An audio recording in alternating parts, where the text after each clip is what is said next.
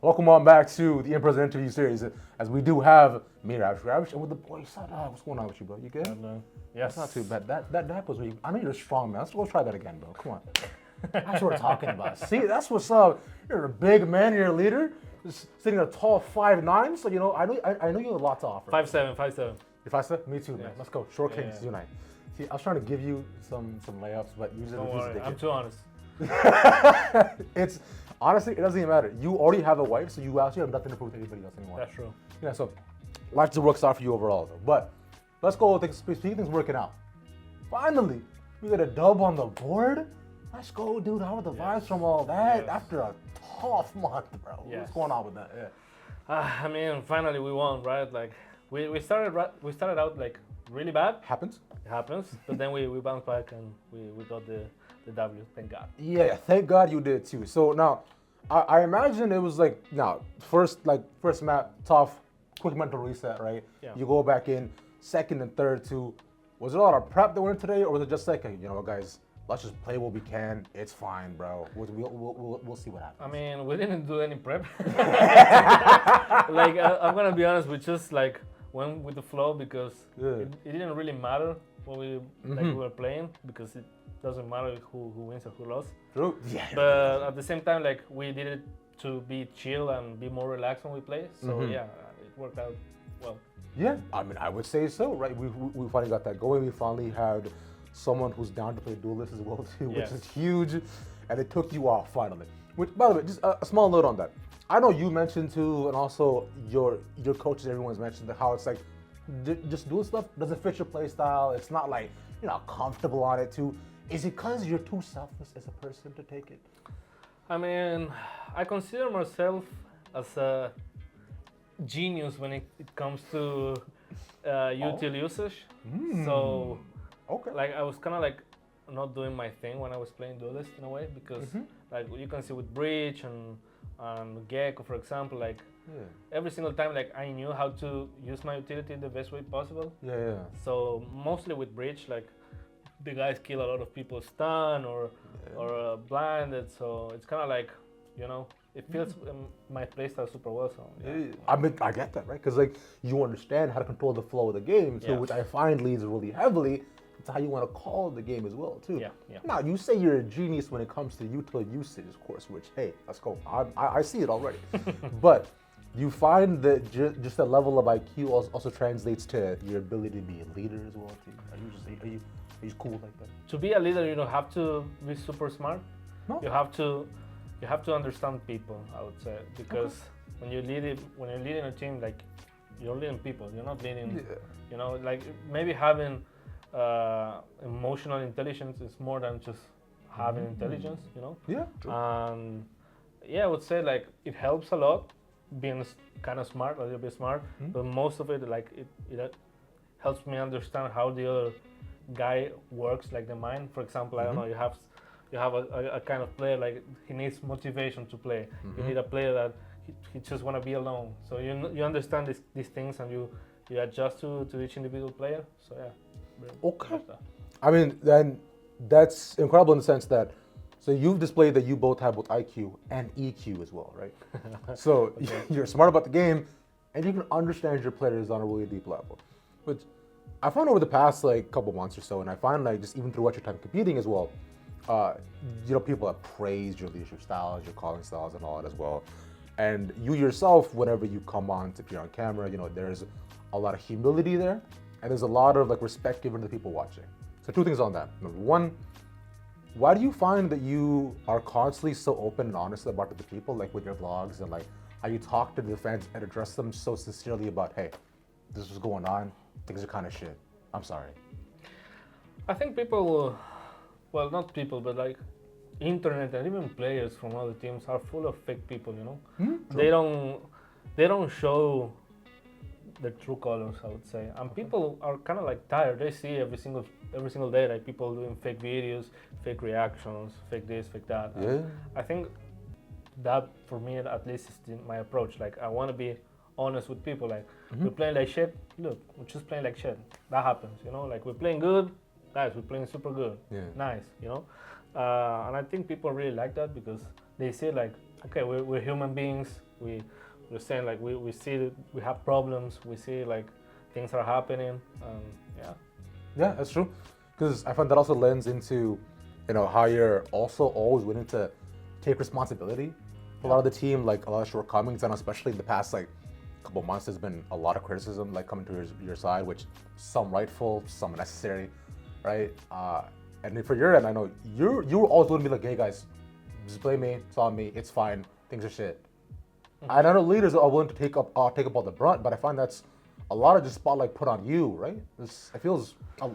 I mean, being a leader is being not like pushing people from behind, but like leading the way. Yeah. In a way. From the front, yeah. Yeah, from the front. So you have to be responsible. You have to take the blame. You have to understand what's happening, and you have to like deal with it. It's more like, okay, yeah, I make mistakes. That doesn't make me a loser. Like no. But I win. That doesn't make me a winner. Like I've seen people winning tournaments, and they're not winners. They don't have the winning mentality.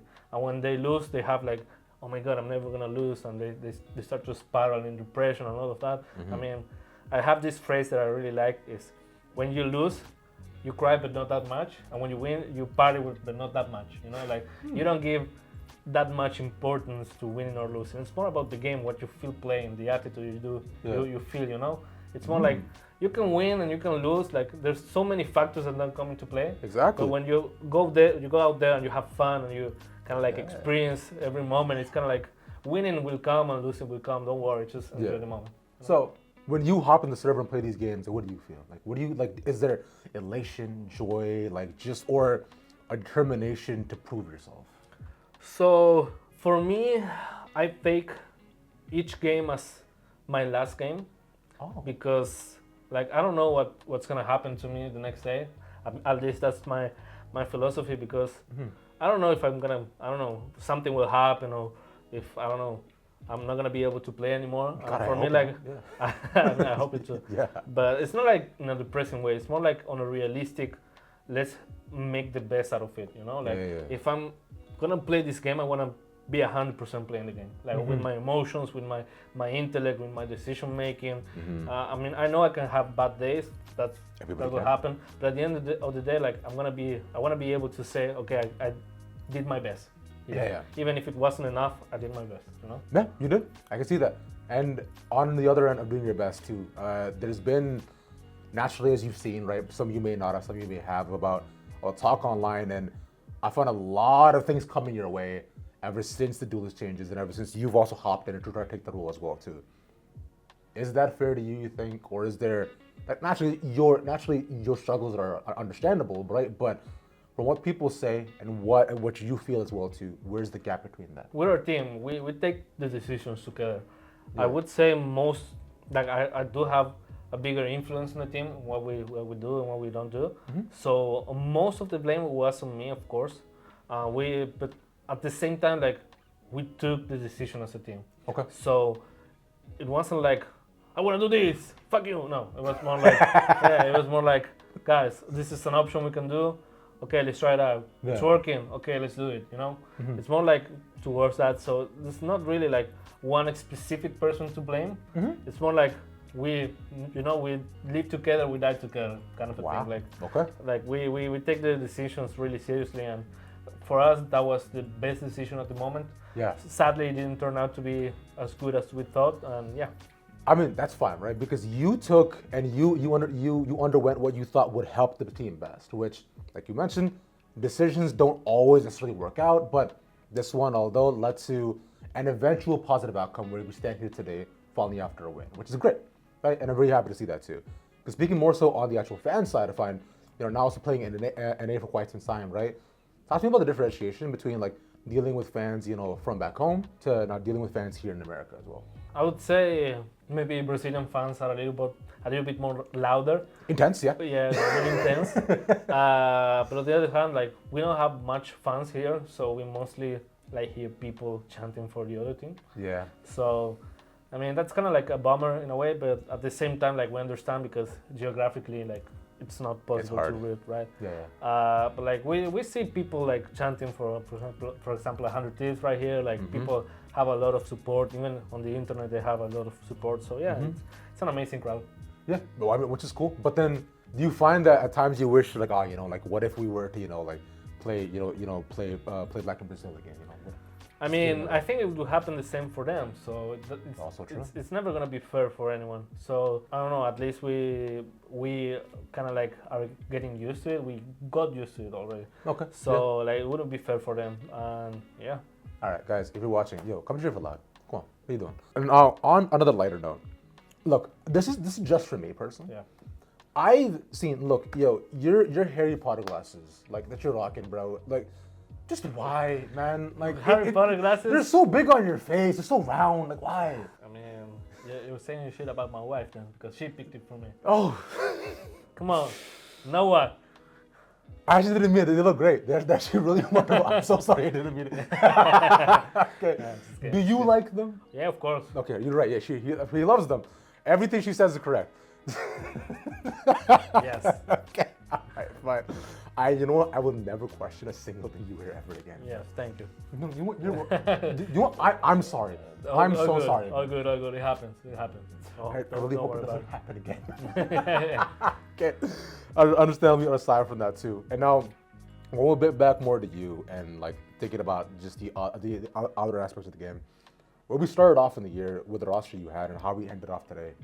What were your hopes coming in compared to where you kind of land here now today after the final game? So my hopes are always the same every single year. Like I know people pay attention to masters and everything, but like for me it's always about that champions because like masters feels more like a prep for champs in a way. Yeah. So my goal was always that. Unfortunately, we didn't make it right to champs. Yeah. But that's always my goal, and we didn't manage to do it. But like at the same time, it is what it is, right? That's true. But on the other end, though, in terms of your accomplishments, I find like going because I know previously before the cameras rolling, we were talking a bit about your history in Paladins, right? Yes. Do you remember that kid? Do you remember? Yeah, of course. Yeah, do you remember like him, like like firstly not with the glasses, but then like I did have the glasses. oh, it was the same glasses? Yes, no, different glasses. Okay, good. Even worse. Okay. Worse glasses, playing a worse game, right? But then there was still the competitive drive to prove himself, right? Yes. Do you look back on that a lot and think about where you were then and like where you stand atop now? I mean, of course, I always want to prove myself, but like after a couple of wins, like that felt kind of empty in a way because like how many times you can prove yourself? Like you keep winning because I won a lot in my life, and you win. Okay, when is the time like you stop trying to prove yourself and start enjoying the game? And for me, like it pivoted more towards that state of mind, more like stop wanting people to kind of like you to talk about you, and more like start enjoying the game and start enjoying what you're doing. So like I understand a lot of young players wanting to prove themselves in the scene and all of that, but like I think at the end of the day it's more important you to be happy with yourself, like I agree. Be happy what you're doing, So yeah. And finally, now I know your name also originates from Sanskrit meaning SaadHak, right? Which I am a Hindu myself, so I was like huge stuff for me. Yeah. Right, to accomplish in and of itself. Now, what does that mean for you today as we end off the season?